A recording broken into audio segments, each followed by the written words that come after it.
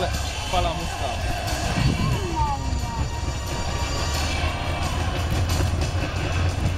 Ja tällä kaudellahan näissä Herlevin traktorissa on kaikissa ollut uudet moottorit, mutta tuossa Pekka ja Matti kertoi, että nyt sitten tähän Sigma Poweriin ja Doriksen ja Sigma Poweriin on vaihdettu sitten vanhat moottorit takaisin ja vastaavasti Matti sitten kokeilee täältä uudella, eli siinä testaillaan vähän sitten vielä näitä moottoreita, että miten ne toimii.